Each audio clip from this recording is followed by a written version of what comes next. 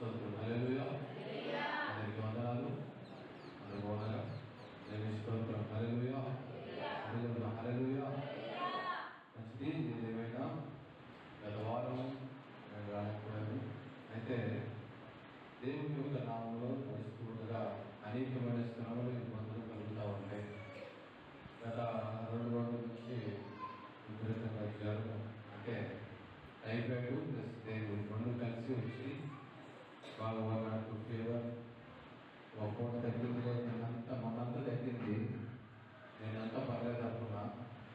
మళ్ళీ నేను అంతకుముందు వచ్చింది గురువారం రోజు, శుక్రవారం పర్లేదు కొంచెం హుషారు, మళ్ళీ శనివారం ఉదయం బాగా ఎగలేని పరిస్థితి. మరి ఏదేమైనా ఉదయకాలం ఎన్ని పరిస్థితుల్లో పోయిన వారం కూడా వెళ్ళలేదు. ఏది జరిగినా ఈ వారం ఖచ్చితంగా మందిరంలో కనపడాలనే ఒక బలమైన తీర్మానం ఉన్నప్పుడు దేవుడు అన్నప్పుడు అక్కడ రమాది యొక్క సాక్ష్యం చెబుతున్నప్పుడు ఒక చిన్న జ్ఞాపకం గుర్తొచ్చింది. ఏదంటే అపోస్తుల కార్యక్రమ గ్రంథంలో 10వ అధ్యాయంలో ఒక వ్యక్తి కనబడతాడు. అతడు ప్రార్థన చేస్తూ ఉంటాడు. ప్రార్థన చేస్తూ ఉన్నప్పుడు అతనికి దేవదూత కనబడి చెప్తుంది, అయ్యా ఇది ఒక ప్రాంతంలో మారు పేరు కలిగిన సీమోను అనే ఒక వ్యక్తి ఉన్నాడు, అతను పిలిపించుకొని తీసుకుని అన్నప్పుడు సీమోను అనే మారు పేరు కలిగిన పేతురు ఇంకో చోట ప్రార్థన చేస్తూ ఉంటాడు.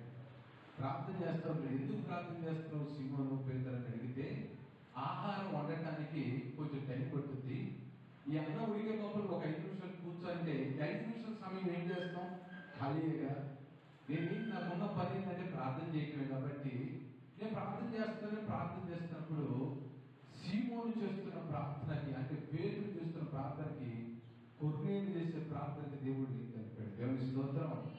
కొర్నేలు కుటుంబాన్ని రక్షించాలని అన్నం తినే టైంలో వచ్చిన గ్యాప్, అన్నం ఉడకడానికి ఎంతసేపు పడుతుంది, మహా అయితే 2 రోజులు పడుతుందా, ఎంత పడుతుందమ్మా, 10 నిమిషాలు పడుతుంది, లేదా ఒక పావు గంట పడుతుంది.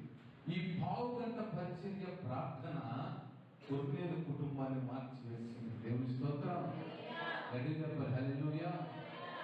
నేను బలహీనతలో ఉన్నప్పుడు ఎట్టి పరిస్థితుల్లో మా సేవకుడు రావాలి, ప్రార్థనకు రావాలి అని తీర్మానం చేసి ఎప్పుడో అనుకుందంట. ఏమని, ఒక రోజంతా ఒక రాత్రి అంతా గడపల ప్రభా సహాయం చేయమంటే నేను అవకాశం ఇచ్చాడు.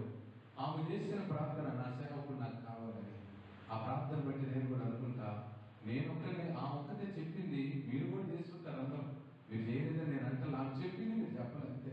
మీరు కూడా అడుగుంటారు. మీ అందరి ప్రార్థన బట్టి దేవుడు నాకు మరలా హుషారిచ్చి మరలా ఈ దినము మీ వద్ద నిలబెట్టండి. బట్టి స్తోత్రం చెప్తాం. హల్లెలూయా. హల్లెలూయా. కాబట్టి మీరందరూ చేసిన ప్రార్థన బట్టి అందరికి ప్రత్యేకమైన వందనాలు. ఆమె హల్లెలూయా. 3 రోజుల నుంచి 4 రోజుల నుంచి జ్వరంతో బాధపడుతున్నా ఏమాత్రం కూడా నీరసం మొదటి రోజు అనిపించింది. ఇంతవరకు నేను ఆహారం తిన్నా. ఉదయమే 2 ఇడ్లీ లేకపోతే 2 దోశలు, ఇక మళ్ళీ మధ్యాహ్నం ఏముండదు, సాయంకాలం 2 బ్రెడ్ ముక్కలు తింటా. మళ్ళీ నెక్స్ట్ డే టాబ్లెట్ వేసుకుంటా. నేను జ్యూస్ తాగాను. ఇదే ఈ 3 రోజుల నుంచి నేను చేస్తున్న భోజనం ఇదే. కానీ నీరసం అనేది నా దగ్గరికి రాలేదు. దేవుని స్తోత్రం. మంచి శక్తిని ఇచ్చాడు. నేను కోరుకున్నది, నేను ఆలోచన చేసేది ఒకటే, ప్రాణమున్నంత వరకు దేవుని పరిచర్య చెయ్యాలి. అంటే వేరే ఆలోచన లేదు. ఎందుకంటే ఈ లోకంలో చాలా మంది చెప్తారు, లోకంలో కూడా ఒక నానుడు ఉంది, ఎంత సంపాదించినా ఏమి చేసినా చనిపోయినప్పుడు తీసుకుపోయేది ఏమన్నా ఉందా, నీ ఒంటి మీద నా బట్టలు కూడా నీకు తీసుకోలేదు. కానీ మనం తీసుకెళ్తాం. ఏం తీసుకెళ్తాం తెలుసా, నువ్వు ఇక్కడ చేసిన పరిచర్య భాగం ఏదైతే ఉందో దీన్ని దేవుడు నీకు పరలోకంలో గొప్పది చేస్తాడు. ఆమేన్. హల్లెలూయా. నువ్వు ఎంత ఇక్కడ కష్టపడుతున్నావో ఇదంతా పరలోకపు గవి మీ బ్యాంకులో దాచిపెట్టి. అందుకని క్రీస్తు సింహాసనం, న్యాయ సింహాసనం 2 తీర్పులు ఉన్నాయి. ఒకటి మహా తీర్పు అందరికీ జరుగుతుంది. న్యాయ తీర్పు ఓన్లీ రక్షించబడిన వారికి మాత్రమే జరుగుతుంది. ఈ న్యాయ తీర్పు ఏంటంటే నువ్వు ఇక్కడ చేసిన పరిచర్యకు ఏ బహుమానం ఇవ్వాలన్నదే తీర్పు, అంతేగాని శిక్ష వేసేది కాదు. ఆ తీర్పులకు నేను వెళ్ళినప్పుడు నేను పడిన కష్టమును బట్టి దేవుడు నాకు బహుమానం ఇస్తాడు. నీవు పడిన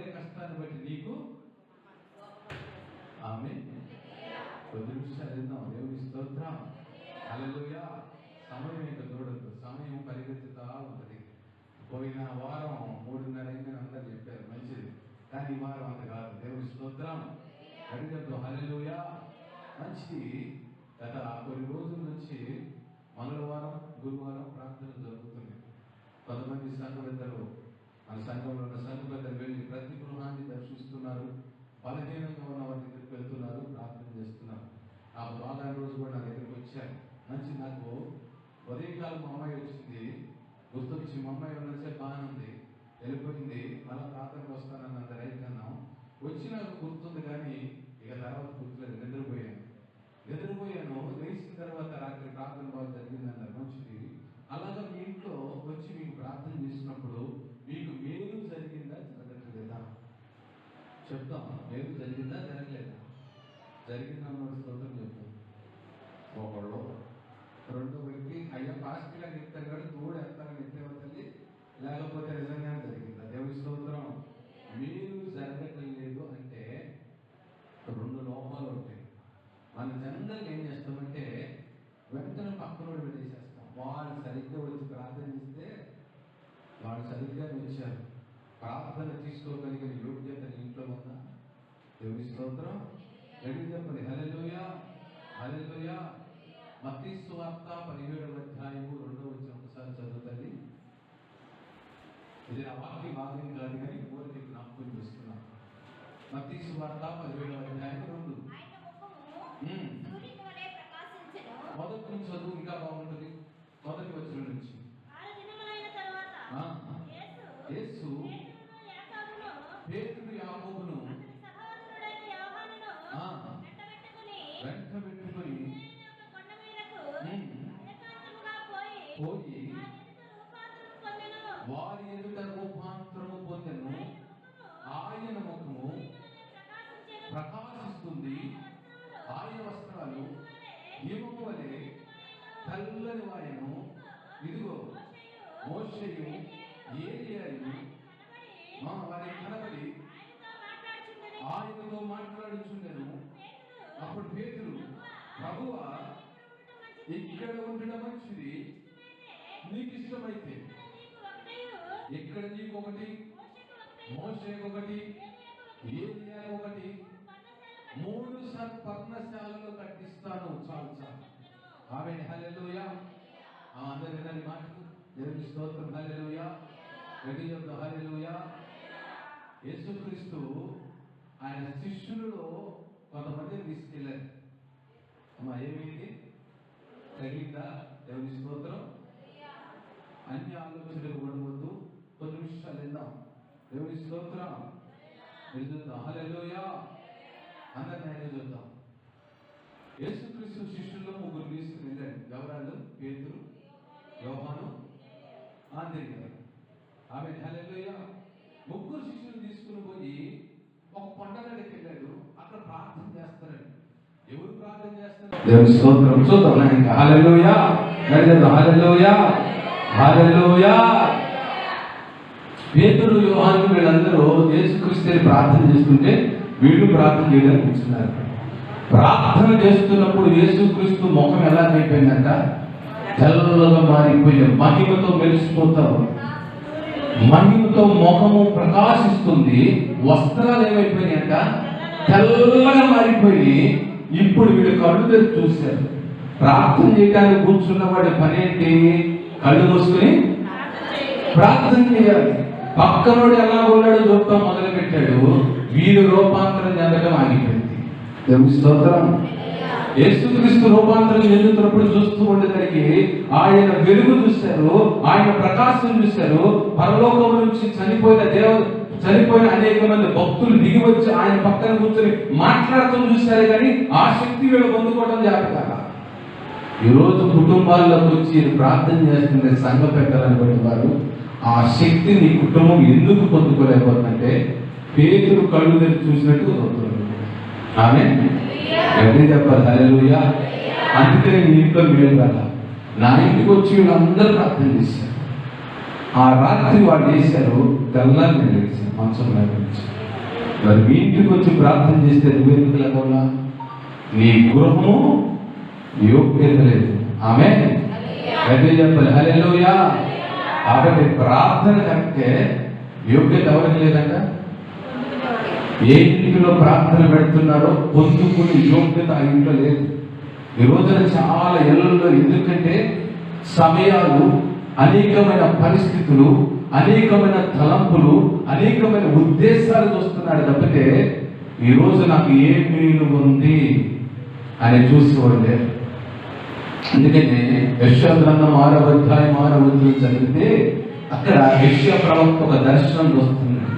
యెషయా ప్రవక్త దర్శనం చూస్తున్నప్పుడు ఏం కనపడుతుందంటే 6వ అధ్యాయం నుంచి మొదటి నుంచి చదువుతా ఉంటే యెషయా ప్రవక్త దర్శనంలో ఆకాశంలో ఒక వ్యక్తి సింహాసనం మీద కూర్చున్నప్పుడు శరువులు కెరూబులు పరిశుద్ధుడు పరిశుద్ధుడని గానములు చేస్తూ ఉంటే యెషయా మాత్రము చేయలేక పెదవులతో మాట్లాడలేక దుఃఖపడుతూ ఉన్నాడు. ఏమంటున్నాడంటే ఇప్పుడు చదవండి. అయ్యో 5వ వచనం నుంచి అపవిత్రమైన పెదవులు గలవాడును, అపవిత్రమైన జనుల మధ్య నివసిస్తున్నాను, నేను నశించితిని,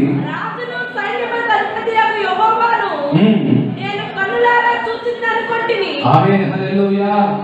యెషయా చెప్తున్న మాట జ్ఞాపకం చేసుకోండి. ఎక్కడ ఉన్నాడంట? ఏం చెబుతున్నాడు? అపవిత్రమైన. నువ్వు చూస్తున్న దర్శనం ఏంటండి? నువ్వు చూస్తున్న దర్శనం ఏంటి? మందిరానికి వచ్చినప్పుడు నువ్వు ఆరాధన చేయవలసిన నీవు, ఆరాధన యోగ్యతలో పాల్గొనవలసిన నీవు ఆరాధన చేయకపోగా ఏం చేస్తున్నావు? వాళ్ళంతా పరిశుద్ధులయ్యా, నేను పాపాత్ముని. ఒప్పుకున్న బాగానే ఉంది. ఒప్పుకున్నప్పుడు ఒప్పుకున్న దాన్ని సరిగ్గా ఒప్పుకోవడం జాగ్రత్త. ఆమేన్. చెప్పు హల్లెలూయా. అందుకనే ఈరోజు చాలా వరకు ఏమవుతుందంటే మందిరానికి వస్తున్నాం, మేలు పొందుకోలేకపోతున్నాం. మేలు కావాలంటే యోగ్యత కావాలి. ఎప్పుడైతే ఒప్పుకున్న తర్వాత యెషయా మాట్లాడినాడు, కన్నులారా నా దేవుడిని చూశాను, కన్నులారా నా దేవుడిని చూస్తాను అని ఎప్పుడైతే చెప్పాడో అప్పుడు ఒక దూత వచ్చి అక్కడ మండుతున్న అగ్ని బలిపీఠముల నుంచి ఒకదాన్ని తీసుకుని వచ్చి ఏం చేసిందంట? నోటికి తాకిన వెంటనే పవిత్రుడిగా మార్చబడ్డావు. ఈ రోజు నీ నోరు ఆరాధన చేయకుండా కట్టివేసింది, నీ చేతులు కట్టివేయబడ్డాయి. ఇవన్నీ ఎందుకు నీకు ఆరాధన ఆటంకంగా ఉన్నాయంటే నీ లోపమును నువ్వే దాచుకుంటున్నావు. అది దాచుకుని ఎదుటోడి మీద వేస్తున్నావు. ఎంత ఆమేన్. గట్టిగా చెప్తాం హల్లెలూయా. గట్టిగా చెప్తాం హల్లెలూయా. రెండు చేతులు చెప్పు హల్లెలూయా. మందిరానికి వచ్చిన తర్వాత మనం జ్ఞాపకం పెట్టుకోవాల్సిన ముఖ్యమైన విషయం ఏంటో తెలుసా? ఈరోజు మందిరానికి వచ్చాం, ఏ పేరు వచ్చింది? పనికెళ్తే ఏమంటాం? పనికెళ్తే పని చేసినందుకు ఎంత అడుగుతాం అడగం. మరి మందిరానికి వచ్చినప్పుడు ఎందుకు అడగవు? వెళ్ళేటప్పుడు అయ్యా ఈరోజు మందిరానికి వచ్చాను, నాకు ఏమి ఇచ్చావు అని అడిగే ఏ రోజన్నా నన్నే అడగాలి, నన్ను అడగాలి, మరి ఇస్తామని అడగాలి. మందిరానికి వచ్చినందుకు దేవుడిని అడిగి తీరాలి. అడగినప్పుడు ఎందుకు రావటం? ఆమేన్ హల్లెలూయా. గట్టిగా చెప్పు హల్లెలూయా. మందిరానికి వచ్చి నేను ఏది తీసుకున్నా నన్ను ఎందుకు పిలిచావు? మావి అప్పుడప్పుడు దొరుకుతాడు. మందిరానికి వస్తా, ఏమి ఇస్తాం? అడిగారు ఆయన చెప్పారు, అడిగారా? గడి చెప్తాం హల్లెలూయా. లోపల సాగుతుంది ఏంటి? మీ ఇంటికి వస్తే, మా ఇంటికి వస్తే మరి ఆయన కూడా అడగండి. మందిరానికి శనివారం రమ్మంటున్నావు, వస్తాం, ఏమిస్తాం? ఏమిస్తాం? నువ్వు మందిరానికి శనివారం రాకపోతే అసలు వద్దు అంటాడు. నువ్వు అడగాల్సిన ప్రశ్న ఏంటి? సరే నీ మాట ప్రకారం వస్తా, నాకేమిస్తావు? ఏమిస్తావు? దేవుని స్తోత్రం హల్లెలూయా. ఈ ప్రశ్న నువ్వు ఆయన అడగటం నేర్చుకుంటే నీ ఆత్మస్థితి మెట్టు మార్చడం జరుగుతుంది. అప్పుడు ఆయన చెప్పే సమాధానం ఈరోజు వాక్య భాగం చూడండి. ప్రసంగి గ్రంథం 1వ అధ్యాయం 15వ వచనం. నా మనసు నిలిపి జ్ఞానాభ్యాసమును వెర్రితనమును మతిహీనతను తెలుసుకొనుటకు ప్రయత్నించుతిని. అయితే ఇదియు గాలికై ప్రయాసపడుటయే అని తెలుసుకొంటిని. 1వ అధ్యాయము 15వ వచనం. వంకరగా ఉన్న దానిని చక్కవలస శక్యము కాదు, లోపము గలది లెక్కకు రాదు. చాలు, చిన్న ప్రార్థన చేద్దాం. పరిశుద్ధమైన మా తండ్రి, ఘనమైన దేవాన్ని స్తోత్రాలు చెల్లిస్తున్నాం ప్రభా. ఇంతవరకు నీ కృపలో జ్ఞాపకం చేసుకుని చక్కని ఈ యొక్క కార్యక్రమం అంతట్లో ప్రభా మీ చిత్రంలో పాటల ద్వారా మహిమనైన ఆరాధన మహిమ సాక్ష్యం ద్వారా మహిమ పొందుకున్నాం. 10 నిమిషాలు లేఖన ముఖాంతులకు వెళ్తుండగా మాతో మనందరితో మీరు మాట్లాడి మమ్మల్ని బలపరిచి వేడుకలు ఉండడానికి కృప దయచి సహాయించిన యేసునామములో అడుగుతున్నాము తండ్రి, ఆమేన్. హల్లెలూయా, హల్లెలూయా. సొలొమోను రాస్తున్న ప్రసంగి గ్రంథంలో ఆయన ఒక చక్కని మాట చెప్తున్నారు. ఏంటంటే అది ఒక్కరిగా ఉన్న దానిని చక్కవలస శక్యము కాదు, లోపము గలది లెక్కకు రాదు. ఈరోజు మనం 2వ భాగం ధ్యానం చేద్దాం. లోపము గలది లెక్కకు రాదు. అమ్మ అందరికి అర్థమైందా? అర్థం కానివాడు ఉన్నారా? లోపము గలది గడుగు. హల్లెలూయా. ఏంటంట? లోపము గలది, లోపము గలది. ఇంకా చాలా మంది చెప్పాలి. లోపం అంటే లోపాలు అనేకం ఉండేది. ఈరోజు దేవుడు నీతో నాతో మనందరితో మాట్లాడబోతుంది ఒకటే మాట, లోపం ఉంటే లెక్కలేదు. శనివారం ప్రార్థనకి రాంటది ఎందుకంటే నీలో లోపాన్ని సరిచేయడానికి. దేవుని స్తోత్రం, హల్లెలూయా. మంగళవారం ప్రార్థనలోకి రండి. ఎందుకు? నీలో ఉన్న లోపాలు సరిచేయబడాలి. లోపం అనుకో అది లెక్కలోది కాదు. దేవుడు వాక్యం చెప్తుంది. ఆది కాండంలో మనం తెలుసుకున్నట్లయితే అక్కడ 2 వ్యక్తులు పోయి తీసుకుని వెళ్ళి దేవుడికి అర్పణ ఇచ్చారు. హేబేలు, కయ్యోను. కయ్యోను అర్పణలో ఒక చిన్న లోపం ఉంది. ఏంటంట? ఏంట లోపం? అమ్మా ఏం తెలిసారు అసలు? కయ్యోను పండిన పంటలో నుంచి, వరి ధాన్యముల నుంచి పనికిరాని పంటలు తెచ్చాడు, తాలు తెచ్చాడు. తాలు తీసుకురావటం లెక్కలో లేదు. ఎందుకని? గాలి పోతే తాలు ఎగిరిపోతే గింజలు మాత్రమే నిలబడతాయి. ఈ రోజు నీకు ఆహారంగా పెట్టాలి అంటే శ్రేష్టమైన భోజనం పెడతాం, అంతేగాని పనికి మనల్ని చెత్త పెడతామా? ఎందుకు చెప్తాం? హల్లెలూయా. మా ఇంటికి రండి ఈ రోజు భోజనాలని చెప్పితే కనీసం ఏమి లేకపోయినా వైట్ రైస్ పెడతాం, అంతేగాని పచ్చిగడ్డి ఎండుగడ్డి తీసుకొచ్చి తినండి అని చెప్తానా? ఎందుకని పెట్టాం? ఎందుకు పెట్టము?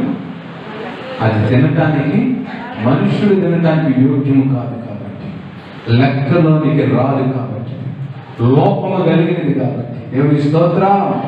నిన్న మొన్న పాచిపోయిన అన్నము తీసుకొచ్చి పెట్టి తినన్నాననుకో ఏమంటావు? మంచి భోజనం పెట్టామని తింటానంటావా? ఏమంటావు? అన్నము పాడైపోయింది, తినడానికి లోపములందులో. ఈరోజు లోపము కలిగి నీకు నేను ఉంటే పరలోక రాజ్యం చేరాలి. దేవుని స్తోత్రం. అందుకని యేషయా భక్తులు ప్రార్థన చేస్తున్నప్పుడు చూస్తున్న దర్శనంలో ఉన్న లోపం ఏంటంటే ఆయన పెదవులు అపవిత్రమైపోయింది. ఈ రోజున ఆరాధన చేయటానికి, దేవుని వాక్యములు వినటానికి, దేవుని సన్నిధిలో కూర్చోవటానికి, దేవుని మందిరానికి రావటానికి, దేవునితో కలిసి నడవటానికి ఏది అడ్డంకం ఉన్నదో, అది అపవిత్రమైనదో నువ్వు జ్ఞాపకం చేసుకు దాన్ని సరి చేసుకోవాలి.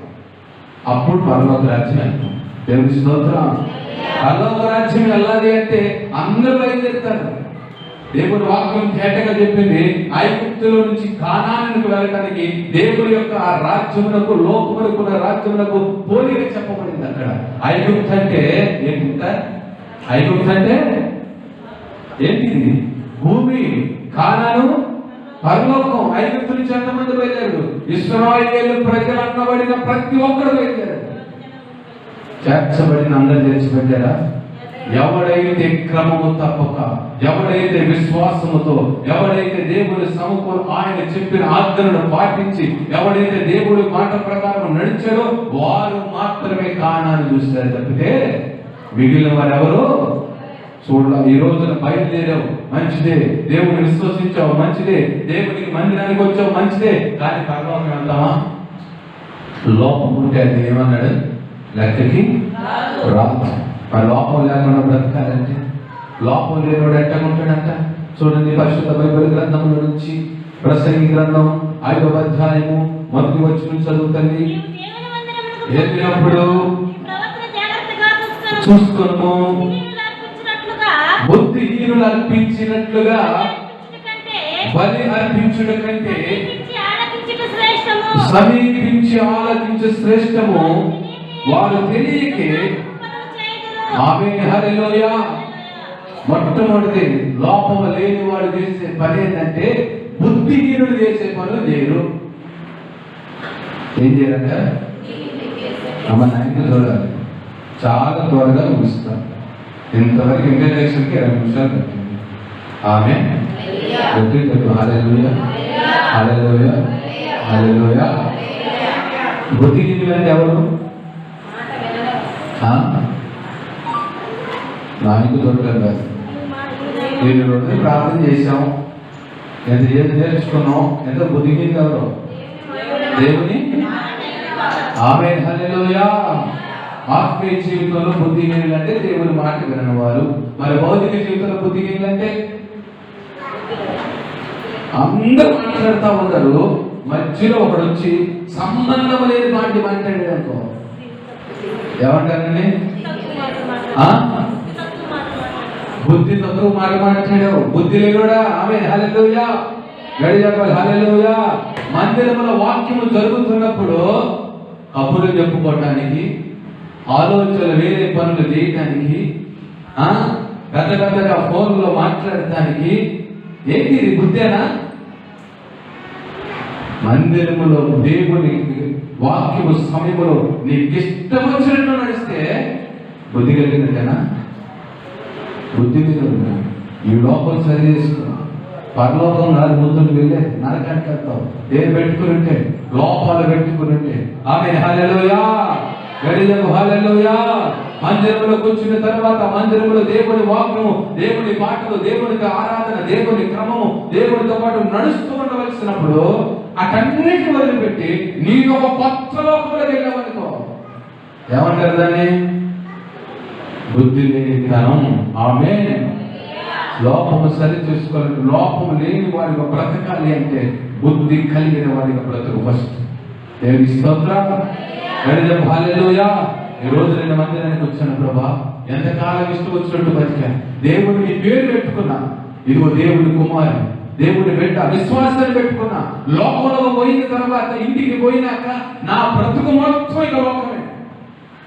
బుద్ధి ఉందా నాకు? అసలు నాకు ఉందంటారు బుద్ధి. ఆమె హల్లెలూయా, హల్లెలూయా. నిన్నటి దాకా ప్రార్థనలో కనపడ్డావు కదా నాయన, ఇప్పుడు ఏం చేసి ఇక్కడికి వచ్చి సిగరెట్ తాగుతున్నావు తండ్రి అంటే అదే బుద్ధి ఉంది అసలు నీకు? మందిరానికి ఎందుకు వచ్చావు? ఆమె హల్లెలూయా, హల్లెలూయా. నిన్నటి దాకా మందిరంలో కూర్చుని మంచి ఆరాధన చేసావు, ఇప్పుడు బయటకు వచ్చి రోడ్డు ఎక్కినాక బుద్ధి లేని గొడవేంది? అసలు బుద్ధి ఉందా? గట్టి చెప్పు. హల్లెలూయా, హల్లెలూయా. ఈ రోజున చాలా వరకు క్రమము లేని భక్తి, అందువలనే మేలు జరగవలసిన నీ జీవితంలో ఆగిపోయింది. దేవుని స్తోత్రం. ఒక శుభ్రమైన ఇంటికి పోయినప్పుడు ఒక మాట చెప్తాను, మీరు గుర్తుపెట్టుకోండి. తల్లి ఏ విధంగా స్నానం చేపించిందో అటు శుభ్రంగా ఒళ్ళు మొత్తం తీసి చక్కగా తలదువి నీటిగా పౌడర్ రాసి మంచి ఉతికిన వస్త్రాలు ధరించేది ప్రతి హాస్పిటల్లో. ఎందుకో తెలుసా? నీలో ఉన్న లోపం అక్కడికి వెళ్ళిపోవాలి. నీకు లోపం ఉందనుకో, హాస్పిటల్కి ఎందుకు వెళ్ళాం? ఒంట్లో బాగాలేదని వెళ్ళాం. అదే రోగంతో పడుకున్నప్పుడు, అదే జుట్టు, అదే ముఖంతో నీవు అలాగే కూర్చున్నప్పుడు తక్కాల్సింది పోయి పెరుగుతుంది. అందుకనే నీ ఒంటి మీద పట్టిన జుట్టు అంతా పోవాలి. ఏ రోజు కావచ్చు నీ హృదయంలో ఉన్న జుట్టు కూడా అక్కడ పోతే నువ్వు ఆరోగ్యవంతుడిగా మార్చబడతావు. ఆ రోగం నుంచి, ఆ వైద్యశాల నుంచి డిస్పాచ్ చేయి బయటకు వచ్చిన తర్వాత ఈ లోకంలో జీవించేప్పుడు ఆరోగ్యకరంగా జీవిస్తాం. ఆమేన్, హల్లెలూయా. మందిరానికి ఎందుకు వచ్చామంటే నీలో ఉన్న చెడు పోగొట్టుకోవడానికి. ఏంటా చెడు అంటే బుద్ధి లేని బ్రతుకు. ఇప్పుడు దాకా బతికావు, ఇప్పుడు ఇది మార్చుకో. ఆమేన్, హల్లెలూయా. ఏం మార్చుకోవాలి మనం? అమ్మ చెప్తాను, ఏం మార్చుకోవాలి?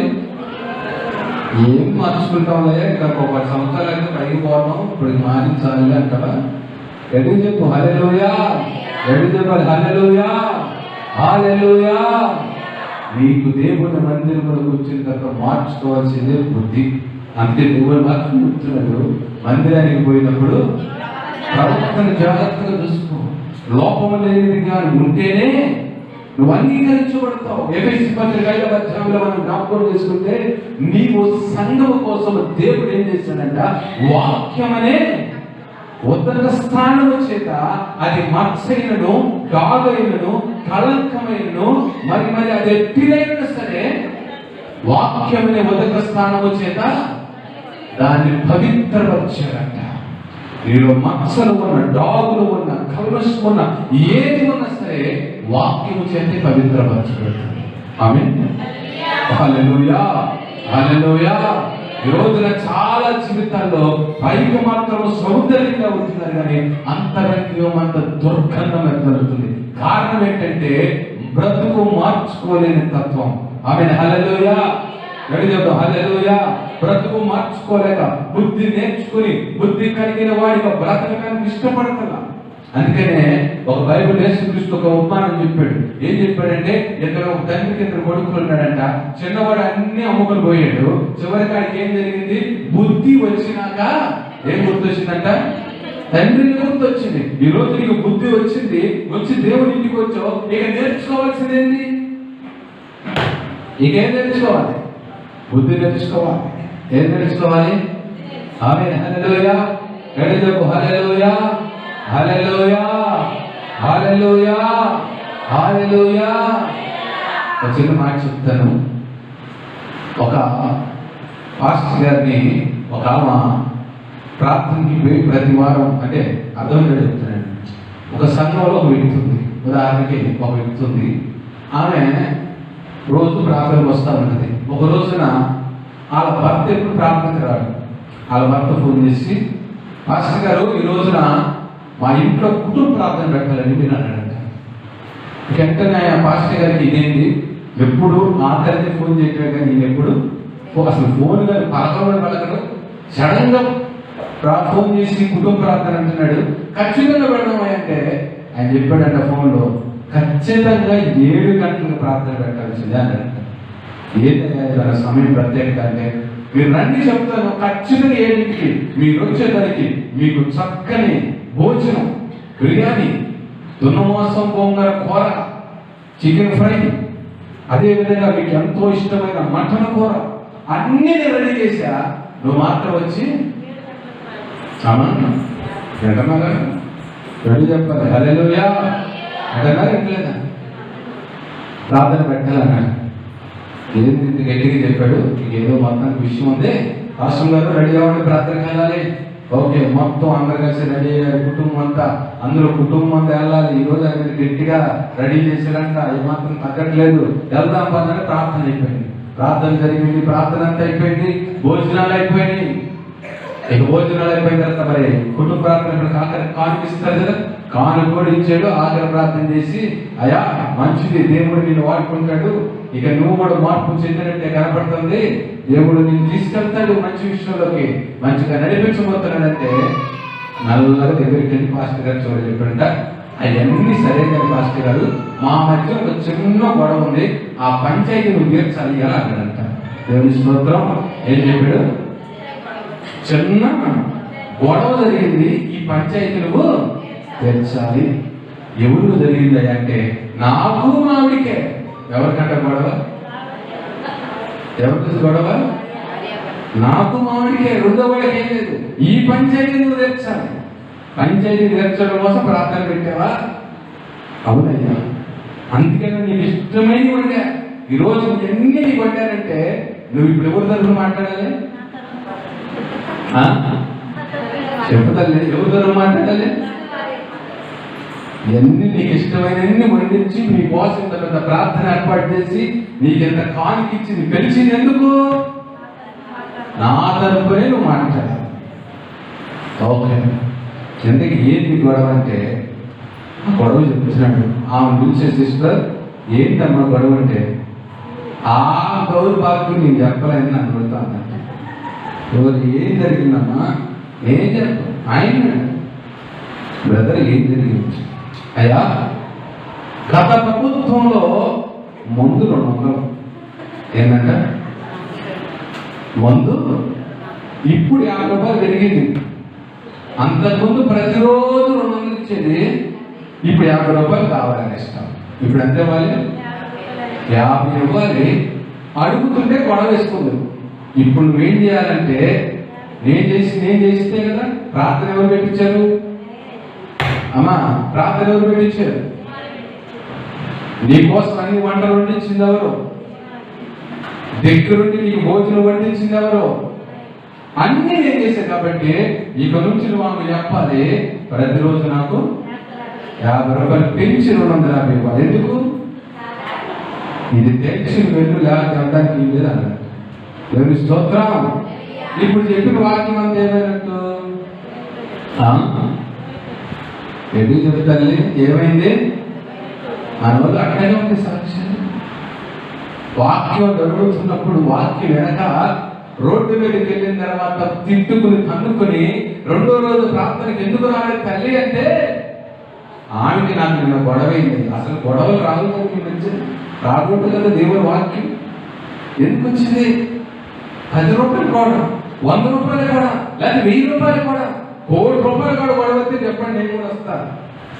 మీకు వచ్చేది మహా అయితే 100 రూపాయలు, 1000 రూపాయలు. 1000 రూపాయలు ఎంత వాక్యం? 1000 రూపాయలు గొడవ పడతావు నువ్వు. 1000 రూపాయల కోసం శాశ్వతమైన పరలోక జీవాన్ని వదులుకుంటావా? ఆమె చెప్పు హల్లెలూయా. 250 రూపాయల కోసం పాస్టర్ గారు నిలవేసారు అంతే. నువ్వు తేల్చెల్లాలి. ఇప్పుడు ఏం చెప్పాలి? ఆయన బాగుంది. ఇప్పుడు చెప్పిన వాక్యం అంతా ఒకదారి. ఇప్పుడు 250 ఇచ్చి తాగమని చెప్పాలా? ఇవ్వద్దని చెప్పాలా? ఏంటి గొడవ? దేవుని స్తోత్రం. చెప్పు హల్లెలూయా. నువ్వు నా బిడ్డవే, నువ్వు నా బిడ్డవే, మీ ఇద్దరు తందుకున్నది 50 రూపాయలు కాడ. నేనేం చెప్పాలి మీ ఇద్దరికి వాక్యం? చెప్పు హల్లెలూయా. ఈ రోజున చాలా మంది బుద్ధి లేని క్రైస్తవ జీవితాలు ఇలాగే రావడానికి కారణం ఏంటంటే వాక్యం ఏంటని జాగ్రత్త. వాక్యం ఏంటో జాగ్రత్త ఏం జరుగుతుంది తెలుసా? యోహాను సువార్త 4వ అధ్యాయంలో కదండి, అక్కడ వ్యక్తి కనపడుతుంది, సమరయ స్త్రీ. ఆ సమరయ స్త్రీ దగ్గర యేసుక్రీస్తు వచ్చాడు. అవమానం చదువుతుంటే చాలా ఆసక్తిగా ఉంటుంది. ఏం జరుగుతుందంటే అక్కడ యాకోబు బావి దగ్గర దావీదు కుమారుడైన యాకోబు బావి ఉంది కనుక అలసిన రీతిగానే ఆయన హల్లెలూయా. యేసుక్రీస్తు అలసిపోవాలా? అక్కడ రాయబడిన మాట అర్థం చేసుకుంటే అలసిన రీతిగానే కూర్చున్నాడంట. కూర్చున్న తర్వాత శిష్యులందరూ కలిసి వచ్చి, ఏంటయ్యా ఆహారం, ఊళ్ళోకి వెళ్తాం, ఆహారం కోసం వెళ్ళిరండి అన్నప్పుడు శిష్యులందరూ వెళ్ళిపోయారు. ఇంటి ముందు మధ్యాహ్నం 12 గంటలప్పుడు ఒక వ్యక్తి వచ్చింది. నా చదవమ్మా.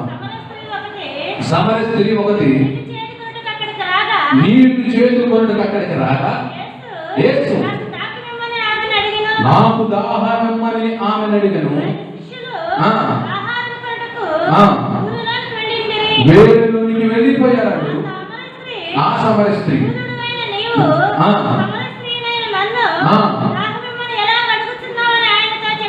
ఆమేన్ హల్లెలూయా. ఈ మాట చాలా జాగ్రత్తగా అర్థం చేసుకోండి. ఒక సమర స్త్రీ వచ్చి యేసుక్రీస్తుని దాహం అడుగుతుంటే సమర స్త్రీ గుర్తుపట్టి చెప్తుంది, నువ్వు యూదుడవి.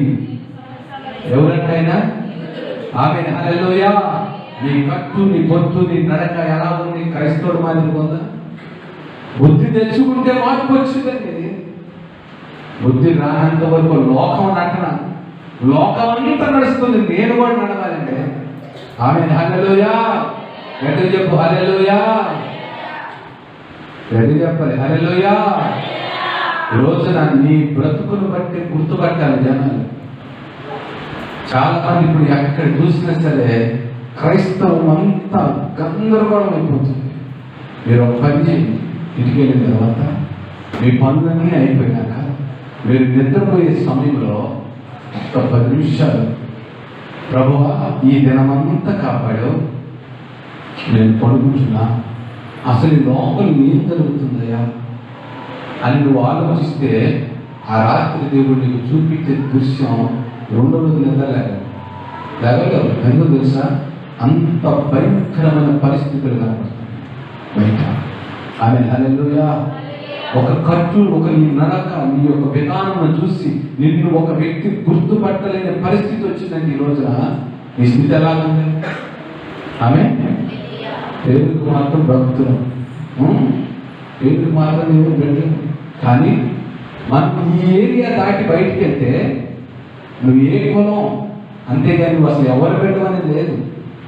నేను చూసి చెప్పాలి, ఇది మేము దేవుడు పెట్టా, మేము నడక తీరు మారింది. హల్లెలూయా. ఈరోజు చాలా వరకు క్రైస్తవ జీవితాలు బుద్ధి లేని బ్రతుకులు. కారణం ఏంటంటే లోకానుసారంగా బ్రతకడం. లోకం ఏది చెబితే అది నిజమనుకున్నాను. అందుకనే ఈ రోజుల్లో ఎట్టి పరిస్థితుల్లో కూడా మేలు లేదు. ఎక్కడ చూసినా కీడే, ఎక్కడ ఏ కుటుంబం చూసినా భయంకరమైన అపవిత్రతే. కారణం బుద్ధి లేని బ్రతుకులు. అందుకని నువ్వు బుద్ధి నేర్చుకుని ఉండాలి. లోపం లేని వారిగా బ్రతకాలంటే ఏం చేయాలంట? బుద్ధి కలిగిన వారిగా ఉండాలి. బుద్ధి కలిగిన వారిగా ఉండటం లోపం లేని వారిగా ఉండండి. అది మొదటిది. రెండో విషయం అపోస్తల కార్యం 17వ అధ్యాయం. త్వరగా వెళ్ళిపోదాం. ఇప్పుడు సంచారాలు 17వ అధ్యాయం 11వ వచనం. అయితే జనాల్లో కూడా పౌలు దేవుని వాక్యము ప్రచురించుచున్నాడని దెస్సలోనికలో ఉండు యూదులు తెలుసుకొని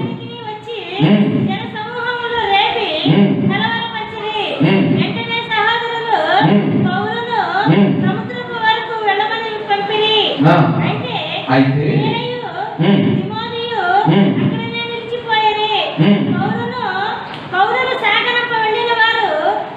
అపోస్తలుల కార్యం 17వ అధ్యాయము 11వ వచనం. వీరు దెస్సలోనికలో ఉన్న వారికి వారి కంటి గనులై ఉన్నారు. ఆసక్తితో వాక్యమును అంగీకరించి పౌలును సీలను చెప్పిన సంగతులన్నీ అలా ఉన్నవో లేవో అని ప్రతిదినము ఆమేన్ హల్లెలూయా. గట్టిగా చెప్పండి హల్లెలూయా. ఏం చేశారంట? ఆమేన్ హల్లెలూయా. గట్టిగా చెప్పండి హల్లెలూయా. మొదట ఒక మాట చెప్పబడింది, మీరు దెస్సలోనికలో ఉన్న వారి కంటే. అసలు దెస్సలోనికలో వాళ్ళే అడ్డంటాడు. ఇక్కడ ఒక డౌట్. దేవుడి స్తోత్రం. అమ్మ గట్టిగా చెప్తాం హల్లెలూయా. చక్కగా నిద్రపోతా ఉన్నావు, తిరిగి నీసి వెళ్తావు, వెలుగు రాగాలి ఆమె వెళ్తావు. ఏం సాధించావు తల్లి? ఒక వ్యక్తి నీ దగ్గరికి వచ్చినప్పుడు, నీ ఇంటికి వచ్చినప్పుడు నువ్వేం చేస్తావు? ఆయనతో కనీసం ఎవరు నేను పలకరించమా? వెలుగు పలకరిస్తాం. నువ్వు నీకు పాపం అనుకో, ఆ వ్యక్తికి నీకు గొడవ అయింది, నువ్వు మాట్లాడమనుకో, ముందు ఈయనే నీ ఇంటికి వచ్చి పలకరించినప్పుడు కనీసం ఏదో రకంగా తలకన్నా ఉంటావో ఒప్పువ. నా దేవుడు నీ దగ్గరికి వస్తున్నప్పుడు ఎందుకు ఒకట్ల? దేవుడు అంటే ఎవరు? వాక్యమే దేవుడు. వాక్యం నీ దగ్గరికి వస్తుందే కదా. ఈరోజు దేవుడు నీతో మాట్లాడుతుంది. నీలో లోపం ఉంటే నువ్వు నాకు పనికిరావు, లోపం అన్నదాన్ని తీసేస్తున్నా. అంత్య దినాలు అపాయకరమైన పరిస్థితుల మధ్య నీవు ఉంటున్నావు. ఇదిగో నేను త్వరగా రాబోతున్నాను, జ్ఞాపకం పెట్టుకో. నీవు పరిపూర్ణముగా యోగ్యకరముగా నువ్వు బ్రతకకపోతే నిన్ను నా నుంచి తీసివేస్తానని దేవుడు వాగ్దానం ఇస్తున్నాడు, మాటిస్తున్నాడు. మరి ఇస్తున్న మాట ప్రకారం నీలో ఉన్న లోపం సరిచేసుకోవాలా లేదా? మన మనుషులు, భూమి మీద ఉన్న వాళ్ళందరూ హ్యూమన్స్, వీళ్ళు జనరల్గా ప్రతి విషయంలో కూడా పొరపాటు పడతారు. అందుకనే అబ్రహాం దేవుడు పేతురు దగ్గరికి వెళ్ళిన తర్వాత దేవుడు అడుగుతాడు. పేతురు అడుగుతాడు, దేవుడు యేసుక్రీస్తు అంటే, అయ్యా నా స్నేహితుడు నా దగ్గర తప్పు చేస్తే ఎన్నిసార్లు క్షమించాలి? దేశ ధర్మశాస్త్ర ప్రకారం 7 సార్లు క్షమిస్తే సరిపోతాయంటే చెప్తాడు. 7 సార్లు కాదు, అతను బ్రతికున్నంత వరకు ఎక్కడో జాగ్రత్త, నృత్యాలను కంటి ద్వారానో ఏదో ఒక మాతృభూములోనో ఏదో ఒక విషయంలో పొరపాటు పడతావు. కానీ సరి చేసుకునే కృప దేవుడికి మీకు ఇచ్చాడు. ఇది సరి చేసుకున్నావో ఎక్కడి నుంచి ఆశీర్వదిస్తాడు. సరి చేసుకోలేదనుకో నన్ను నేను సరి చేసుకోను, నా గురించి నువ్వు ఎన్ని అంటే నాకు గుర్తే, ఒకరోజు నిన్ను అడుగుతానని గుర్తున్నానుకో, నువ్వు నన్ను అడిగిన నేనేం చెప్పలేదు. ఎందుకంటే నేను చెప్పింది నా మాట కాదు, దేవుడు వాక్యం నీకు చెప్పా. నువ్వు నన్ను అడిగినందువల్ల నీకు చెప్పి రేపు దేవుడు అడుగుతాడు, ఏ తండ్రి నేను పుట్టించినందుకు, నా సేవకుడి ద్వారా నీకు చెప్పించినందుకు నువ్వు ఎందుకు మాట్లాడినందుకు అప్పుడే అవుతావు. గుర్తుపెట్టుకో, దేవుడు వాక్యం చిన్న విషయం కాదు. 2 అంచులు కలిగిన కట్టం, అది నిన్ను వస్తుంది, నన్ను వస్తుంది, ఎటైనా తిరిగి కొట్టుతుంది. వాక్యం చెప్తున్న నాలో లోపం ఉన్నా, వాక్యం వింటున్న నీలో లోపం, ఇద్దరికి ఒకే వాక్యం, నాకేం ప్రత్యేకంగా లేదు వాక్యం. దేవుని స్తోత్రం. ఈ వాక్యం మా తాత కాలం నుంచి నా తర్వాత నా ముని మనవల వరకు ఇదే బైబిల్ మారుతా, వాక్యం మారుతా. నువ్వు ఏ ప్రపంచంలో ఎక్కడికి పోయినా దేవుని మాట మారుతా, మారు. నీకు అనుకూలంగా నువ్వు మార్చుకోవడం తప్పితే వాక్యమే మారదు. ఆమె హల్లెలూయా, హల్లెలూయా, హల్లెలూయా. దశలోనికలో ఉన్న వారి కంటే మీరు బదులు. దశలోనిక సంఘం గురించి ఒక మాటలో చెప్పాలి అంటే, దశలోనిక సంఘము అన్ని విషయాల్లో కూడా అద్భుతముగా ఉంది. అయితే అందులో ఒక చిన్న లోపం కనబడుతుంది. ఏమిటంటే వారు దేవుని మీద పూర్తి నమ్మకం ఉంచి లోకంలో ఉన్న చిన్న చిన్న విషయాలు కూడా తెలుస్తారంట.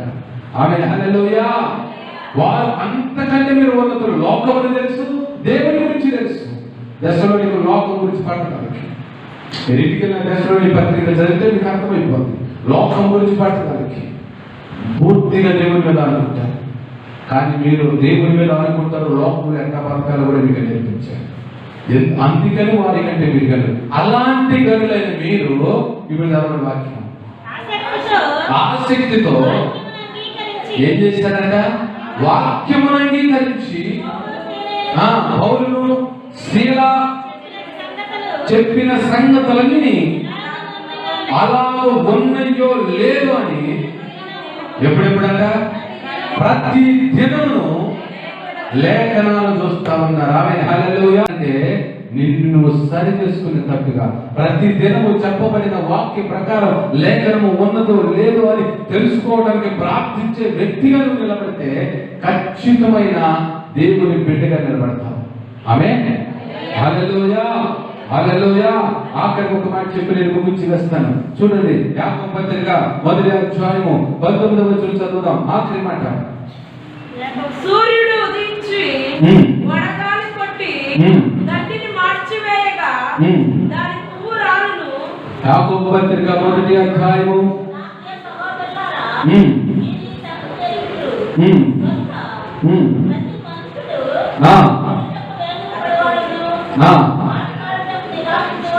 మాట్లాడుటకు నిదానించువాడు. ఆమేన్, హల్లెలూయా. గడిదలు హల్లెలూయా, హల్లెలూయా. దేనికి పడాలంట? ప్రతి సహోదరుడు మాట్లాడటానికి నిదానించి వినుటకు వేగురు పడేవాడిగా ఉండాలి. ఇంకొక మాట కూడా ఉంది అక్కడ, కోపించుటకు నిదానించేవాడిగా ఉండాలి. కోపం ఊరగా తెచ్చుకోకూడదు. అదేదో మన ఇంట్లో బంధువు. దేవుడు సామెతల గ్రంథంలో పాటింది, మూర్ఖుని కోపములోనంట దుఃఖము లేదా పాపము సుఖవాసం చేస్తుంది. పాపం కోపంలోనే పాపం ఉంటుంది. దేవుని స్తోత్రం. హల్లెలూయా. నీ కోపం ఎలా ఉండాలంటే నీ పిల్లల మీద ఉండే కోపం లాగా ఉండాలి. నీ స్నేహితుల కోపం కూడా. నీ పిల్లల మీద కోపం ఎంతసేపు ఉంటుంది చెప్పు? ఎంతసేపు ఉంటుందమ్మా? బాగా ఉందిరా బాబు ఈరోజు కోపం అంటే ఒక 2 రోజులు ఉండదా? 1 గంట ఉంటుంది మహా అయితే, అదిగా తారాస్థాయిగా. కానీ నీ కోపం ఎక్కడ తెలుసా? ఈ రోజు మొదలు పెడితే 2-3 ఆలయాలు కాదు, 2-3 సంవత్సరాలు అది కాదు. దేవుని స్తోత్రం. హల్లెలూయా. లోపము లేని దానిగా బ్రతకటానికి 3వ విషయం, నువ్వు వినటానికి వేగిరిపడు, మాట్లాడటానికి నిదానించు, కోపపడటానికి ఆలోచించు. నిదానంగా తొందరపడబాక, ప్రతిదీ వింటూ దేవుడి సముఖంలోకి వచ్చినాక వినాలి, ఆలోచించి వినాలి, అప్పుడు ముందుకు వెళ్ళాలి.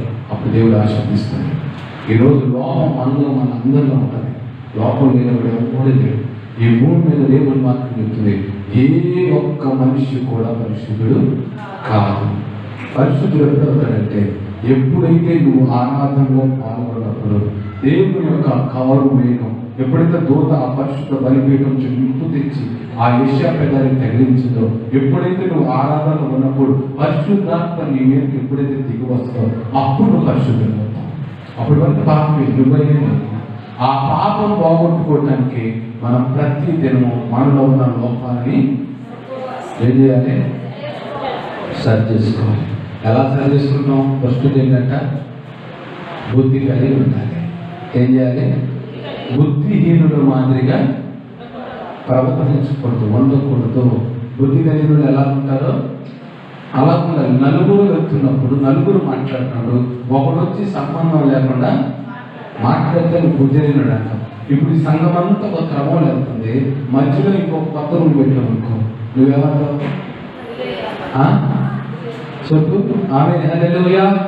అందరూ ప్రార్థన చేస్తున్నారు మంగళవారం వచ్చి, నువ్వు మంగళవారం కాదు గురువారం చూద్దామంటే దేవుని స్తోత్రం, హల్లెలూయా. అందరూ బలము కలిగి ప్రార్థన చేస్తున్నారు, నువ్వు ఎంత బలం అవసరం లేదు అంటే బుద్ధి ఉన్నట్టేనా? ఏకీభవించుకుని నేర్చుకో, ఆశీర్వాదం వస్తాయి. రెండో విషయం, దేవుడి సన్నిధిలో మనము మన విషయంలో చాలా జాగ్రత్తగా ఉండాలి. ఎంత జాగ్రత్తగా ఉండాలంటే ప్రతి దినము చెప్పబడిన వాక్యమును గురించి మన లేఖనాలు మనం పరిశీలించాలి. ప్రతి దినము పరిశీలించి చేసుకోవాలి. ఈరోజు దేవుడితో మాట్లాడాడు, ఈ మాట దేవుడు బైబిల్లో ఉన్నాయా? ఈ మాట నిజంగా దేవుడు చెప్పిందేనా? ఈ మాట నిజంగా దేవుడు నాతో అన్న మాటలేనా? నువ్వు జ్ఞాపకం చేసుకో. వీటన్నిటిని మోసుకుని ఇంటికెళ్ళు, ఇంటిలో ఇంటిని పెట్టి ప్రార్థన చేయి, ఖచ్చితంగా ఆశీర్వాదం వస్తుంది. దేవుని స్తోత్రం. ఒక మాట చెప్తాను, సంపంగి పూలు తెలుసా? సంపంగి పూలు తెలుసా? మనం చేతులంటే అసలు ఆ పేరే వెళ్ళదు అనుకుంటాను చాలా మంది. అదేదో సంపంగి పూలు, నేను చెప్పింది అది అదే సంపంగి.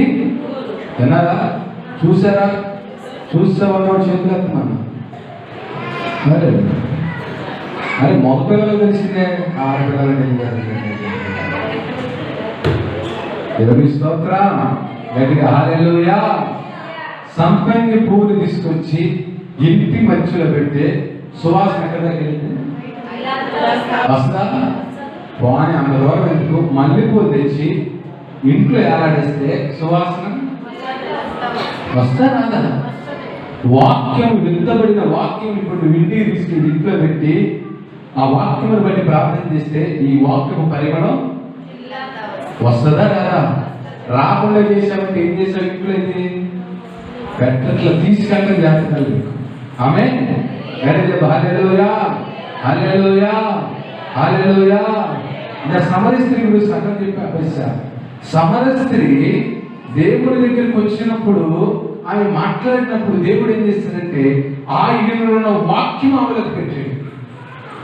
నేనిచ్చు నీళ్ళు నువ్వు తాగితే ఇక జీవితంలో నీకు మంచి నీరు అవ్వదు అని చెప్పాడు. వెంటనే ఆ సమర స్త్రీ తీసుకుంది. తీసుకున్న తర్వాత ఏం చేసిందంట? ఆమెలో ఉన్న వాక్యమును తీసుకెళ్లి పట్టణమంతా చదివేసింది. ఆ పట్టణమంతా చదివేదానికి ఆ పట్టణంలో ఉన్న వాళ్ళందరూ వచ్చారు. అయ్యా ఆమె చెప్పింది మేము వచ్చాం. ఆమెకేదో ఇచ్చి ఆమె సువాసన, ఆమెలో ఉన్న వాక్యం పరిమళం ఈరోజు మా మీద కూడా పడిందని పట్టణం మొత్తం వచ్చేసింది. దేవుని స్తోత్రం, హల్లెలూయా. ఈరోజు నా వాక్యం తీసుకెళ్ళి ఇంట్లో విత్తు, దీని ఆశీర్వాదం చూస్తాం. కళ్ళ ఉంచుకుని ప్రార్థన చేసుకుందాం. అందరూ కళ్ళ ఉంచుదాం.